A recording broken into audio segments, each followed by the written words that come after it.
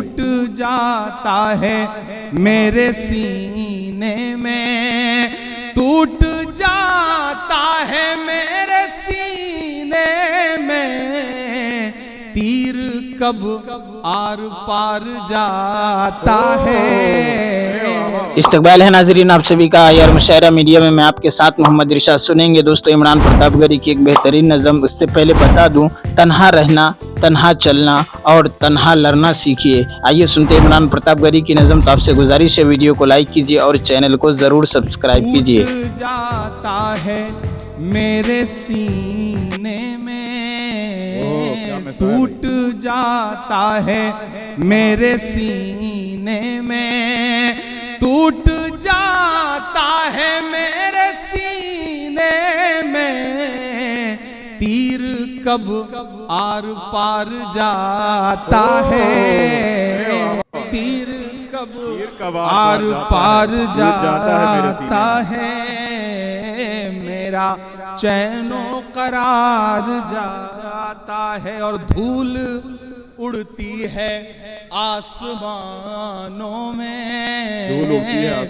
دھول اڑتی ہے آسمانوں میں، دھول اڑتی ہے آسمانوں میں، پھر کوئی شہ سوار جاتا ہے، پھر کوئی شہ سوار جاتا ہے، دھول اڑتی ہے آسمانوں میں، پھر کوئی شہ سوار جاتا ہے، اور تیری فرعونیت بھی دیکھے گی، تیری فرعونیت بھی دیکھے گی، تیری فرعونیت بھی دیکھے گی، کون دریا کے پار جاتا ہے،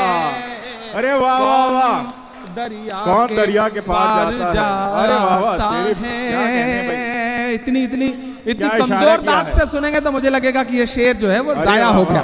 میں پھر سے پڑھتا ہوں شعر کو کہ تیری فرعونیت بھی دیکھے گی، تیری فرعونیت بھی دیکھے گی، کون دریا کے پار جاتا ہے، کون دریا کے پار جاتا ہے، کون مجھ کو پکار جاتا ہے، میرا چین و قرار جاتا ہے۔ بہت شکریہ، بہت محبتیں۔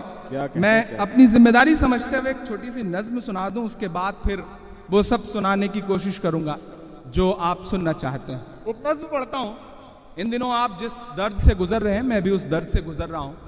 بہت سارے لوگوں کو لگتا ہے کہ میرے ہونٹ سلے ہوئے ہیں، میری مجبوریاں ہیں، لیکن میرا ماننا ہے کہ اگر ہونٹ سل گئے، چپ ہو گیا، تو پھر عمران ہی کاہے کو رہ گیا۔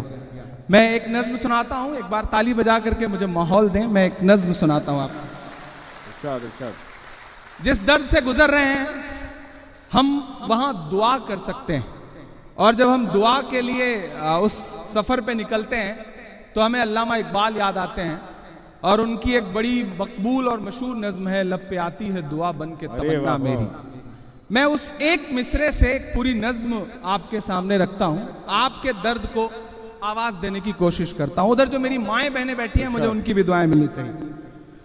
لب پہ آتی ہے دعا بن کے تمنا میری، لب پہ آتی ہے دعا بن کے تمنا میری، سن لے تو آج یہ فریاد خدایا میری، لب پہ آتی ہے دعا۔ اب آئیے دوستو ندائی ممبر و محراب کتاب سے سنتے ہیں کچھ بہترین باتیں۔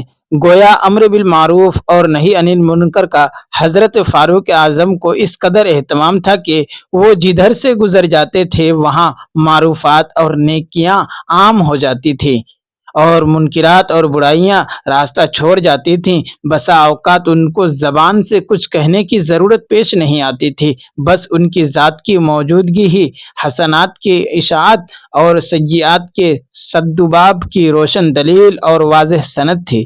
وہ حقیقت میں امر بالمعروف اور نہی عن المنکر میں فنا تھے، اور اس کا انہیں بہت زیادہ اہتمام تھا، اور اہتمام اس لیے تھا کہ کتاب اللہ اور سنت رسول اللہ میں ان کی بڑی تاکید آئی ہے اور ان کے ترک پر بڑی سخت وعیدیں وارد ہیں۔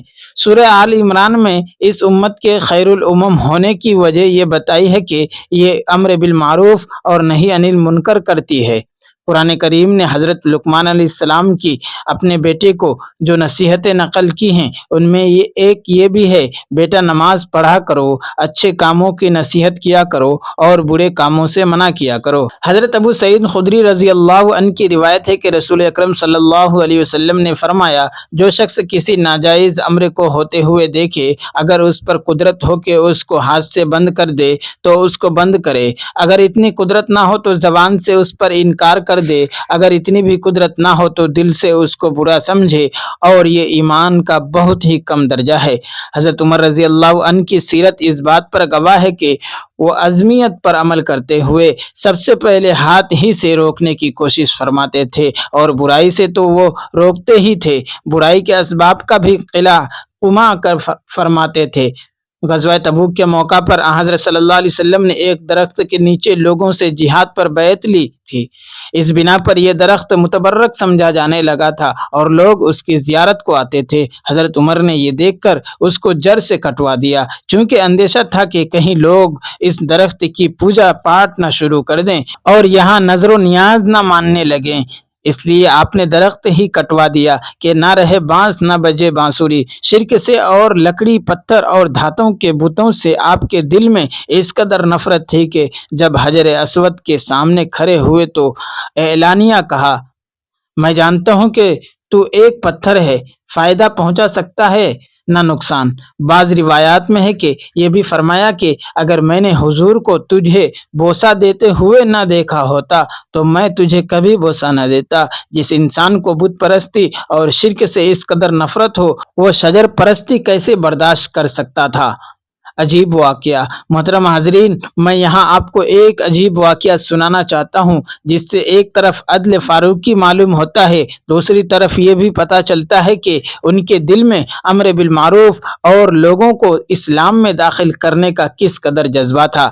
جبلہ بن ایہم غسانی شام کا مشہور رئیس بلکہ بادشاہ تھا، وہ مسلمان ہو گیا۔ کعبہ کے طواف میں اس کی چادر کا ایک گوشہ ایک شخص کے پاؤں کے نیچے آ گیا۔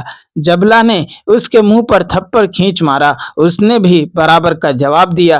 جبلہ غصے سے بے تاب ہو گیا اور حضرت عمر کے پاس آیا۔ حضرت عمر نے اس کی شکایت سن کر کہا کہ تم نے جو کچھ کیا اس کے سزا پائی۔ اس کو سخت حیرت ہوئی اور کہا کہ ہم اس مرتبہ کے لوگ ہیں کہ کوئی شخص ہمارے ساتھ گستاخی سے پیش آئے تو قتل کا مستحق ہوتا ہے۔ دوستو، ویڈیو کے آخر میں آپ سے گزارش ہے، اگر ویڈیو پسند آئی ہو تو ویڈیو کو لائک کیجیے اور چینل کو ضرور سبسکرائب کیجیے۔